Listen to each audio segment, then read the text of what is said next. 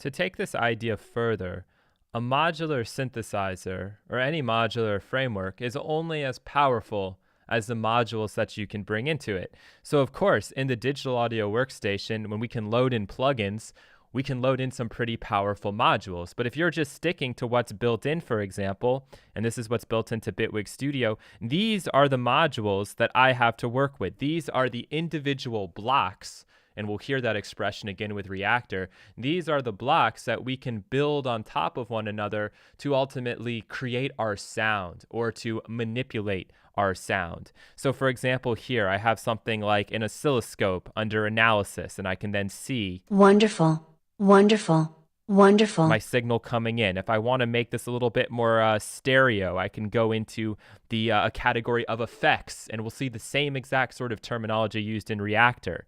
All right, it's just that the sound generation source is different. In this case, we have a sample that we're using, and we can use samples with modular synthesizers, at least the in sort of contemporary times, that sort of thing does exist, but more likely you'll be using oscillators. But obviously I can come into my effects here. I could add in some kind of a chorus, put this before the oscilloscope, and then Wonderful, wonderful. I can go in and turn on the right, since it'll be a little bit different Wonderful, now that it's wonderful, stereo. wonderful, wonderful, wonderful, wonderful, wonderful, wonderful, wonderful.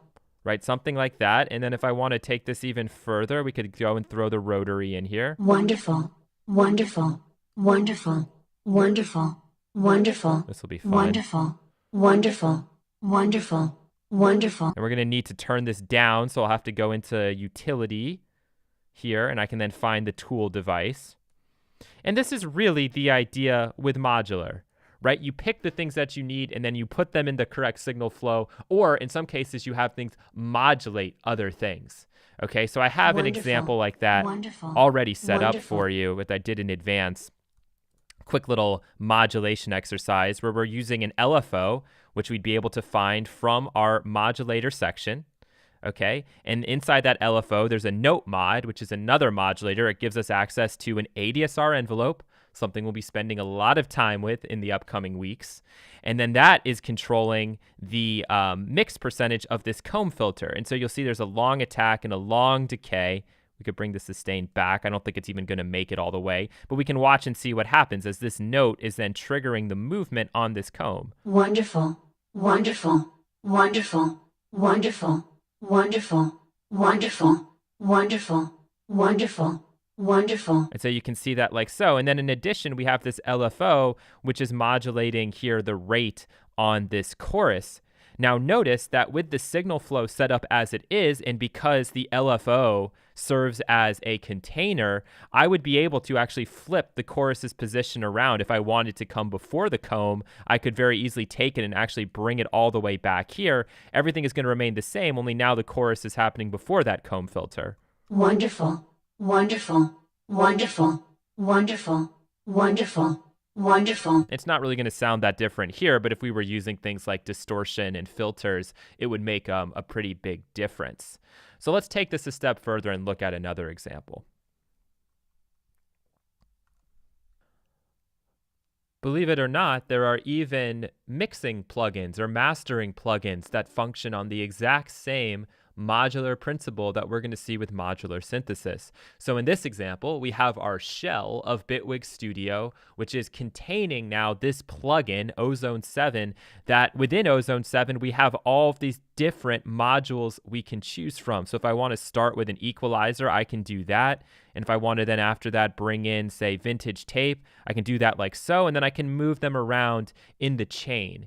Now, what makes this kind of really interesting, and what's going to tie back to our synthesizer example that we'll be looking at next, is that when I load up a preset, for example, not only is that loading in different modules, but it's changing the settings on each of those modules. All right, so let's just go in here and grab one of these presets. I'm going to take the high detail wide, And you can see that by bringing that in, it's now changed that signal flow from left to right, and it's added, specific settings to each of these things. And if I wanted to alter this and bring in, vintage tape before the maximizer, I could do that. And then for this module itself, I could load in specific presets. So let's choose...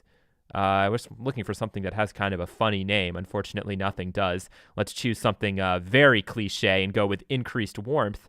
And you can then see how that adjusts some of the settings in here for the tape. So I just wanted to show you that modular does go beyond synthesis. It's actually something that you take advantage of every single day. And last but not least, what we're looking at here is a quote-unquote hardwired synthesizer in Serum, where most of the signal flow has been set for you. And that's kind of the only difference, I would argue, between a modular synthesizer and the hardwired synthesizer, is that the signal flow of how this is going through, for the most part, has been set.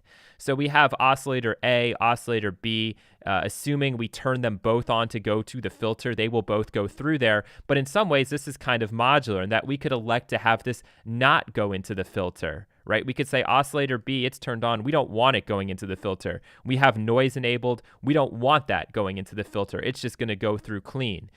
These sort of ideas. And then beneath it, we have our modulators. But each of these sections we can imagine as being a block, right? So this is an oscillator block, and we can adjust it as we see fit. This is another oscillator block, right? We can go through and just load up some kind of a wavetable here, right? We can make those different from one another. We can take it and go further. And as long as you have that instrument or that device and you're able to split out those blocks, you're able to recognize it, you're golden.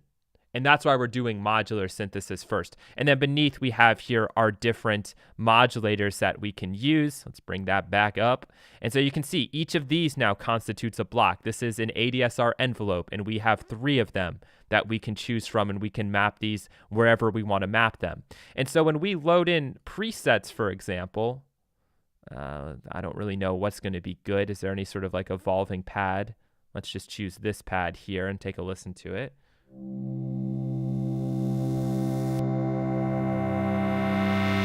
When we load up presets, what we're really doing is setting each of these blocks individually, right? So I load up the next preset. We can see how things have changed. In this case, they've changed the view, so don't let that kind of trick you. But it's the same thing with our effects here, right? This is a modular setup here. We can choose where we want these things going in the signal flow, make our adjustments accordingly, and so forth. And with each preset, you might see how this changes around. Yeah, that's a great example.